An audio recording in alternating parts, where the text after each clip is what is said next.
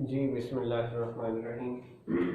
Chapter number 11 का हमने short question base और लॉन्ग क्वेश्चन में भी आ जाता है, उसमें एक्सरसाइज में भी इसका पोर्शन मौजूद है। वो है acidic behaviour of alcohols, phenol, carboxylic acid and water, और उसका कंपैरिजन वगैरह भी। तो पहले हम लोग जो है वो एसिडिक बिहेवियर ऑफ अल्कोहल को थोड़ा सा जो है वो जिक्र करेंगे, ठीक है। फिनोल का जिक्र करेंगे, उसके बाद इसका जो है ना वो कंपैरिजन करेंगे, ठीक है। तो सुनिएगा, तो पहले हम लोग acidic nature of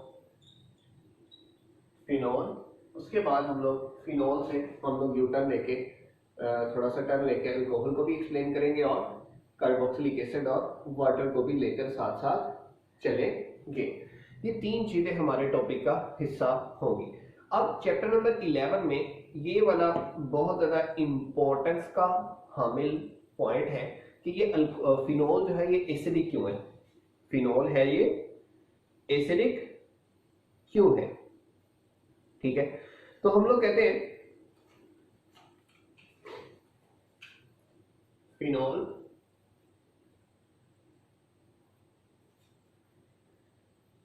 is acidic in nature as compared to alcohols and water, and less acidic than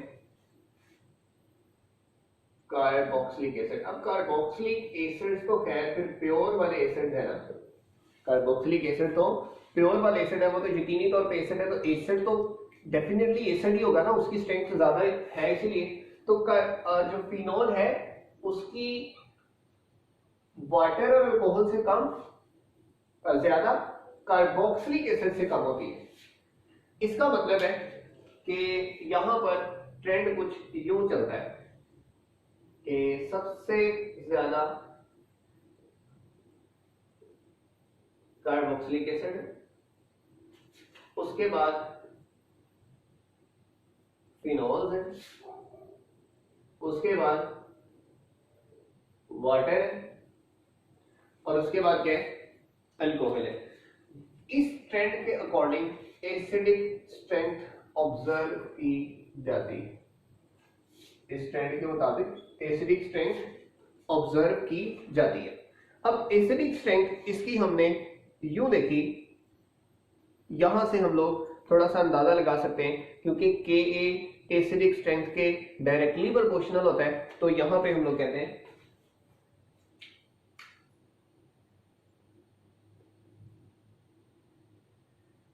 it have K value equal to 1.3 into 10 to the power minus 10। कितनी होती है, 1.3 into 10 to the power minus 10। ये इसकी के value है, और के value आपको पता है डायरेक्टली प्रोपोर्शनल होती है किसके, एसिडिक स्ट्रेंथ के। और अगर वाटर की बात करें तो 1.8 into 10 to the power minus 16 होती है, ठीक है। मतलब मैं थोड़ी सी अगर बातें कर लूं ना इनकी, तो आपको यकीन हो जाएगा। इसका के तो हम कह रहे हैं ना 1.3 into 10 to the power minus 10, इसका के अपना 10 टू द पावर माइनस 16 है, 1.8 है। अब ये जो 10 टू द पावर माइनस 16 का मतलब इसकी वैल्यू क्या है, कम है, ठीक है। और इसकी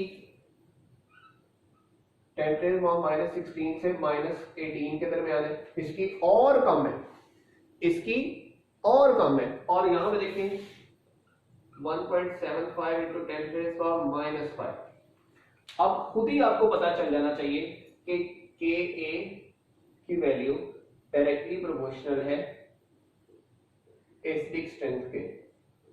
अगर आपसे कोई ऑर्डर पूछ ले कि ये ऑर्डर ऐसे क्यों है, तो आप कहेंगे कि इनकी Ka की वैल्यूज इस तरीके से पाई जाती हैं कि पहले की कितनी है 1.75 इंटू 10⁻⁻5, ये सबसे ज्यादा, उसके बाद -10 आ गई, ये उससे कम, उसके बाद -16 आ गई, ये उससे कम, और इसके बाद -18, ये उससे भी कम है।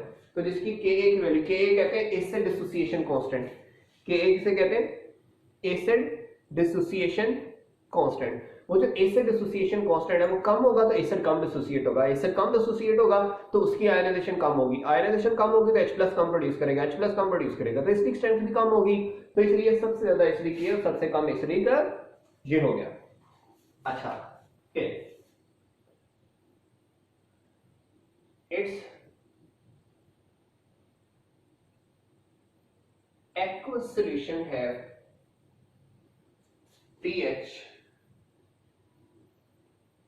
इसके aqueous solution की जो pH है इक्वल टू किसके बराबर है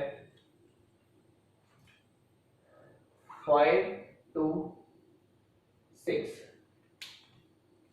ठीक है, 5 से लेकर 6 तक उसकी pH है, यानी कि 7 वाला क्या होता है न्यूट्रल, 7 वाला क्या होता है न्यूट्रल, और 7 वाला न्यूट्रल है, ये 7 से कम है, इसका मतलब एसिडिक हुआ। और ये जो सॉल्युबल होता है ना, ये भी याद रखें कि जो एक्वस सॉल्यूशन इसका है ना, ये पार्शियली सॉल्युबल है, क्योंकि आपको पता है ये कॉन्जुगेट सॉल्यूशन बनाता है, और conjugate solution alcohol phenol system chapter number 9 first year में आप लोग पहले सीख चुके हैं, ठीक है। अगली बात, it cannot evolve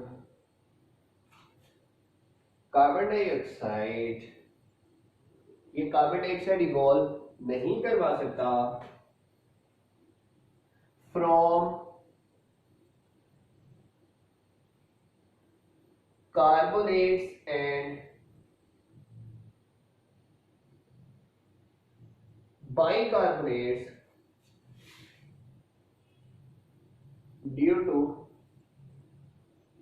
weaker strength, कि इसकी स्ट्रेंथ क्या होती है कमजोर होती है, कम होती है। और अगली बात,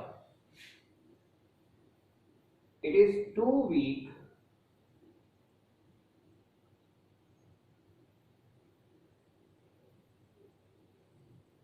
to effect the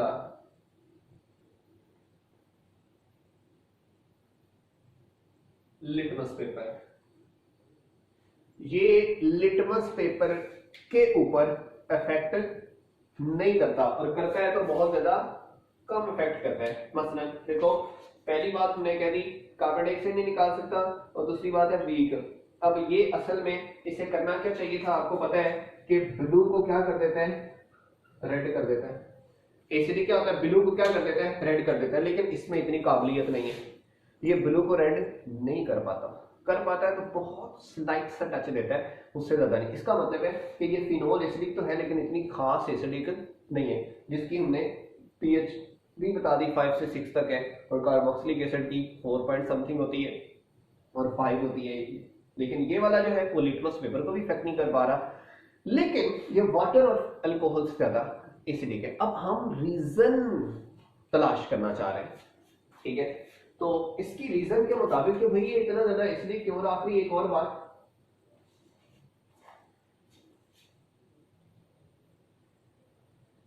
it dissolve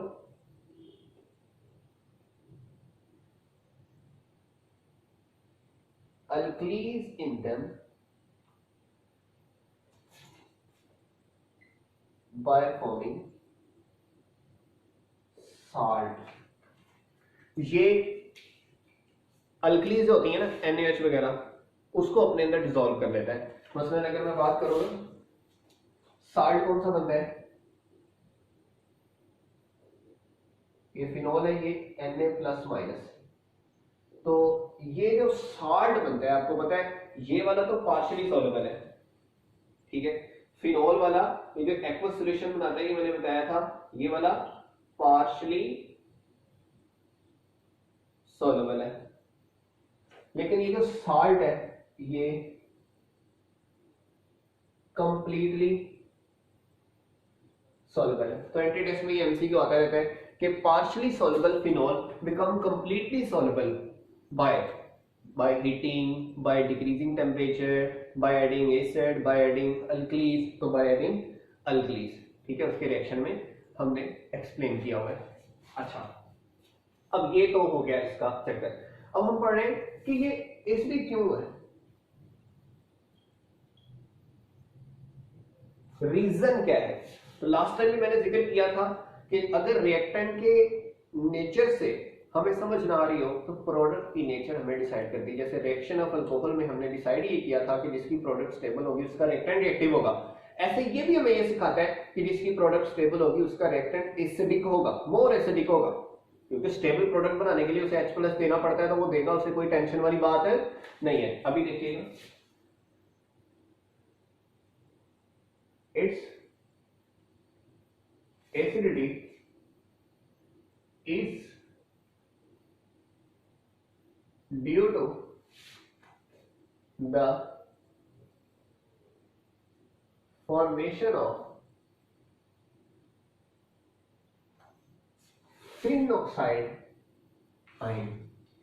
इसकी एसिडिक स्ट्रेंथ के पीछे राज़े उल्फत कौन है, वो है फिन ऑक्साइड आयन। ठीक है, ये जो फिन ऑक्साइड आयन है ना, ये बड़ा इंपॉर्टेंट रोल अदा करता है। अब सुनिएगा, as phenol lose H+, it form get give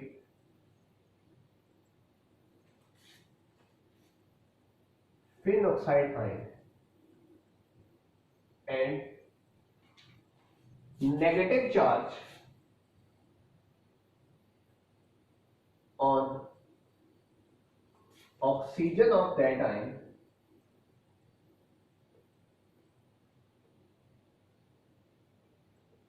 get involved, get involve कह ले, या मतलब हम कह लें कि डीलोकलाइज इन पाई इलेक्ट्रॉन्स। किसमें इन्वॉल्व हो जाती है, पाई इलेक्ट्रॉन्स में, ऑफ किसके, benzene ring, pi electrons of benzene ring. Benzene ring के पाई इलेक्ट्रॉन्स में क्या हो जाती है, इन्वॉल्व हो जाती है।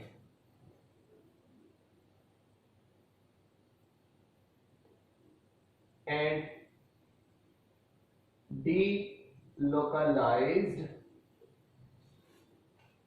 to give 5 resonance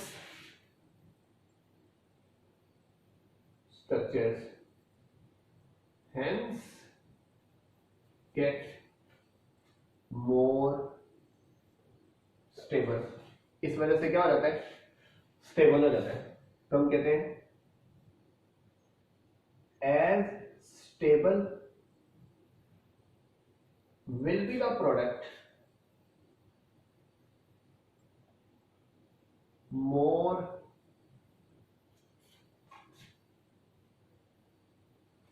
acidic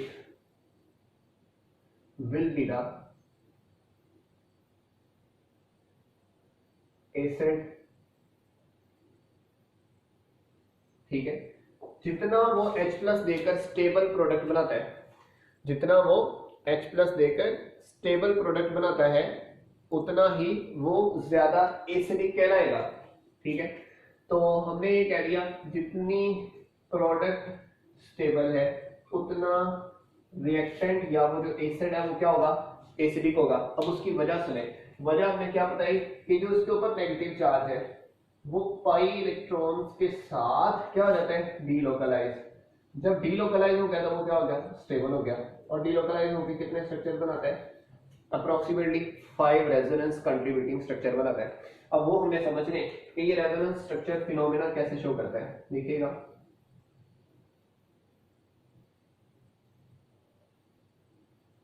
ये शरीफ से फिनॉल थी, इसे कहा जरा आओ तो खुशबू लगा के, तो इसने आते ही यहाँ पे नेगेटिव और यहाँ पे पॉजिटिव, जब H+ दिया है तो जब H प्लस दिया, H प्लस देने को हम लोग कहते हैं ये क्या होगा, एसिड, एसिडिक प्रोटॉन है, ठीक है। लेकिन ये क्या है, ये फिनोक्साइड है। अब देखो मेरी एक बात का जवाब दो, अगर प्रोडक्ट स्टेबल ही ना हो तो प्रोडक्ट बनेगी, कभी नहीं बनेगी। तो जब प्रोडक्ट बनेगी नहीं तो रिएक्टर में से H निकलेगा, कभी नहीं निकलेगा। जब H नहीं निकलेगा तो ये वाला एसिडिक होगा, कभी भी एसिडिक नहीं होता। इसलिए ये इधर से इधर आता ही तब है जब ये वाला एसिडिक होता है। कैसे एसिडिक होता है, अब वो सुनिएगा।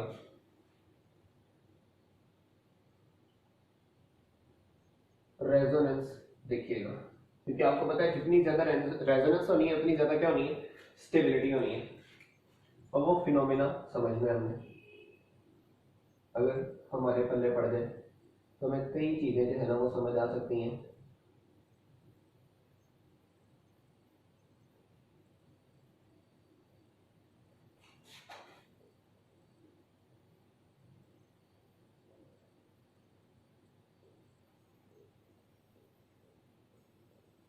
ठीक है, वो कई चीजों में कौन कौन सी चीजें हैं वो जरा एहतियात से समझिएगा।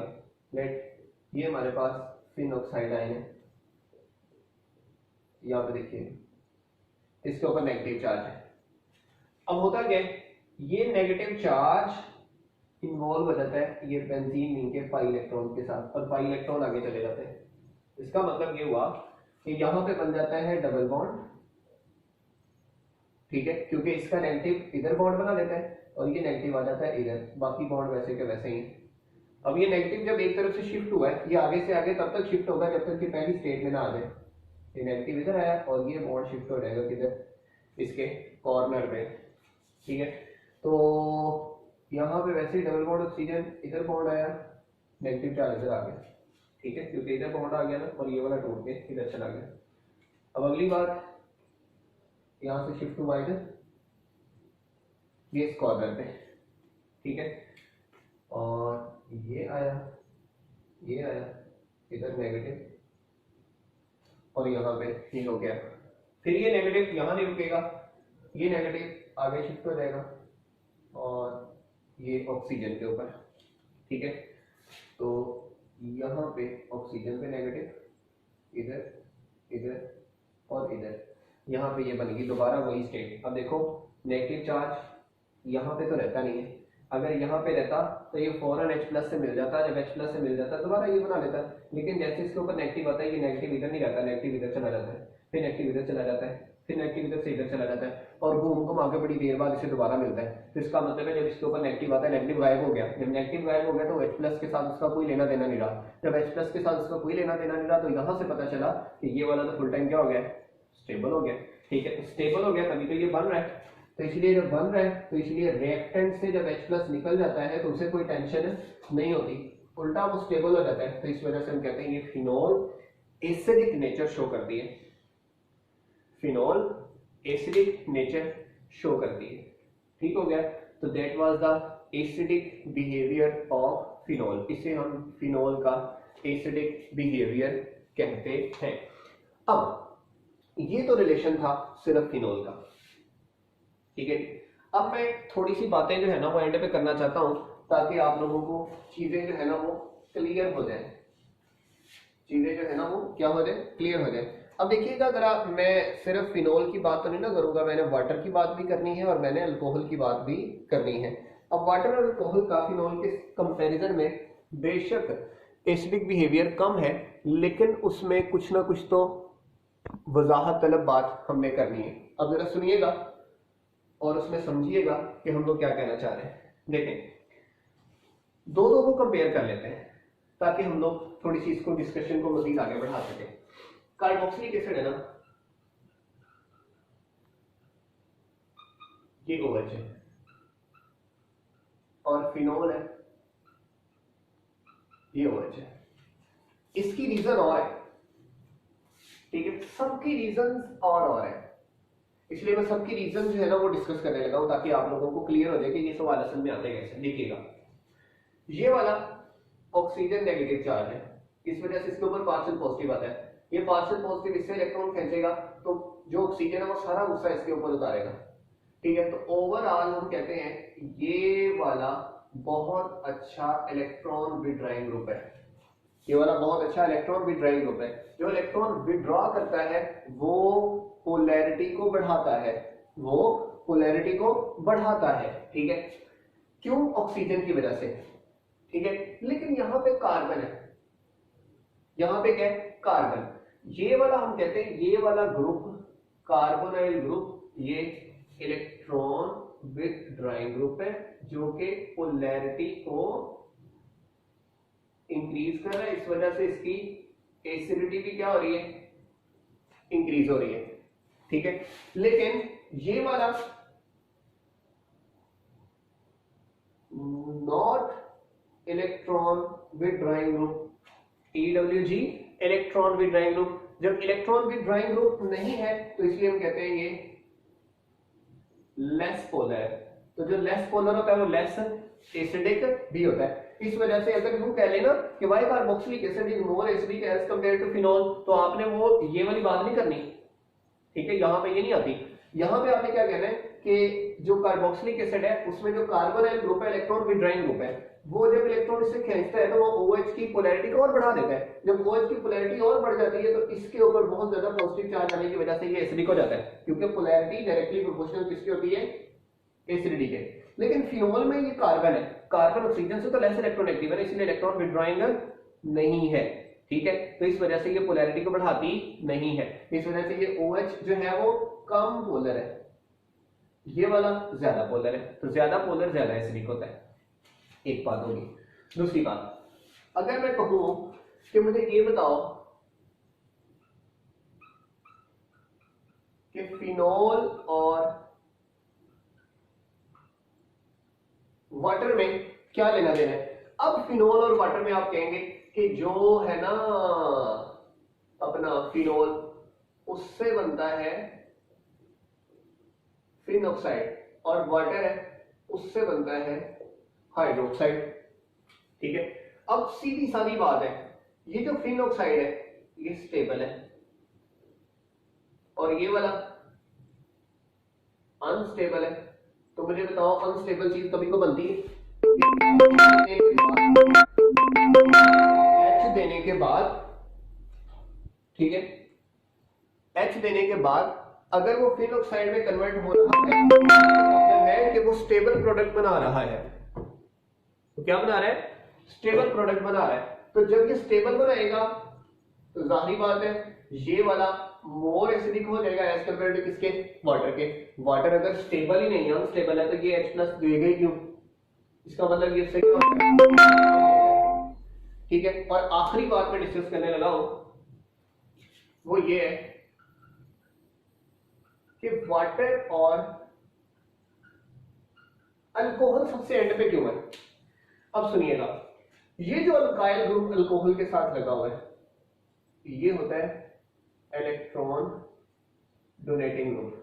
ये क्या होता है? Electron donating group. जो होते हैं इलेक्ट्रॉन डोनेटिंग ग्रुप, ये क्या कर देते हैं? डिक्रीज कर देते हैं पोलैरिटी को, क्योंकि इलेक्ट्रॉन देकर इस बॉन्ड को, यानी कि इसने इलेक्ट्रॉन हाइड्रोजन से लेने थे ना, तो हाइड्रोजन से लेने की बजाय ये R कहता है मुझसे ले लो। जबकि इससे लेगा तो इसकी वजह से नेगेटिव हो जाएगा, तो इधर से तो इलेक्ट्रॉन लेगा नहीं। जब इधर से इलेक्ट्रॉन लेगा नहीं तो इसके ऊपर पॉजिटिव चार्ज क्या रहेगा? कम। ये वाला लेस पोलर होगा, इस वजह से इसकी एसिडिटी भी क्या हो जाती है? कम। पोलैरिटी कम होती है तो एसिडिटी कम हो जाती है। यहां पे ना इलेक्ट्रॉन डोनेटिंग है ना विड्रॉइंग है। वाटर में ना इलेक्ट्रॉन डोनेट कर रहा है, ये ना विड्रॉ कर रहा है, क्योंकि हाइड्रोजन शीमेल का रोल इख्तियार करती है। स्टैंडर्ड हाइड्रोजन इलेक्ट्रॉन इसका 0 है, तो ना इसमें इलेक्ट्रॉन लेने की टेंडेंसी है ना इसमें इलेक्ट्रॉन देने की टेंडेंसी है। इस वजह से हम लोग कहते हैं कि इसकी पोलैरिटी उससे ज्यादा है, इसकी पोलैरिटी उससे ज्यादा है, कि इसके ऊपर ज्यादा नेगेटिव चार्ज, इसके ऊपर ज्यादा पॉजिटिव चार्ज है, और इसके ऊपर नेगेटिव चार्ज ना होने के बराबर है। लेस पोलर होने की वजह से लेस एसिडिक है। तो हम लोग कहते हैं इसकी पोलैरिटी अगर डिस्कस करें तो कैसे बनती है? ऐसे बनती है। तो तीनों में रीजन डिफरेंट, मैं रिपीट कर देता हूं। अगर आ जाए कि compare the acidic nature of carboxylic acid and phenol, तो आप कहेंगे कार्बोक्सिलिक एसिड में इलेक्ट्रॉन विड्रॉइंग ग्रुप, वो पोलैरिटी को बढ़ाएंगे और इस वजह से ये मोर पोलर OH रखता है, इस वजह से ये मोर एसिडिक है। फिनोल में जो बेंजीन है वो इलेक्ट्रॉन विड्रॉइंग ग्रुप नहीं है, इस वजह से ये वाला इसकी पोलैरिटी को अफेक्ट नहीं करता, बढ़ाता नहीं है, इस वजह से ये वाला इसकी निस्बत कम एसिडिक हो गया। अगर फिनोल और वाटर का कंपैरिजन आ जाए तो कहना है H+ देकर फिनोल बनाता है फिनोक्साइड जो कि स्टेबल है, और वाटर H+ देकर बनाता है OH हाइड्रोक्साइड है जो कि अनस्टेबल है। ठीक है, इसलिए जो स्टेबल प्रोडक्ट बनाता है उसका जो एसिड होता है वो अपना ज्यादा स्ट्रॉन्ग होता है, इसलिए ये वाला स्ट्रॉन्ग, ये वाला वीक। फिर वाटर और अल्कोहल की बात आ जाए, वाटर में हाइड्रोजन है, ये इलेक्ट्रॉन डोनेटिंग और विड्रॉइंग नहीं होता, लेकिन इसमें जो अल्कोहल में R ग्रुप लगा होता है, ये अल्काइल ग्रुप इलेक्ट्रॉन ऑक्सीजन को देता है। इधर से जब ऑक्सीजन मिल गया तो इसे हाइड्रोजन से लेने की जरूरत नहीं है, इसलिए इसके ऊपर पॉजिटिव चार्ज भी नहीं आएगा। जब नहीं आएगा तो इस वजह से हम कहते हैं इलेक्ट्रॉन डोनेटिंग ग्रुप पोलैरिटी को क्या कर देता है, कम। जब पोलर कम हो जाएगा तो लेस पोलर लेस एसिडिक होता है। क्लियर हो गया? तो सारों की रीजन अलग है, फिनोल अकेले की रीजन अलग है। क्लियर? तो यहां तक हमारे पास acidic nature of phenol and comparison of phenol with carboxylic acid, water and alcohol, और उसका आपस में भी ऑर्डर, स्ट्रेंथ वगैरह मैंने सारा डिस्कस कर दिया। तो चैप्टर नंबर 11 आपका कंप्लीट हुआ चाहता है। Clear? Thank you very much. अल्लाह हाफिज। कोई भी क्वेश्चन हो इसके बारे में या प्रीवियस लेक्चर्स या जो भी लेक्चर्स आपको प्रोवाइड किए गए उनके बारे में क्वेश्चन हो तो आप लोग बिना झिझक कर सकते हैं। अल्लाह हाफिज। सर चैप्टर 11 का कौन सा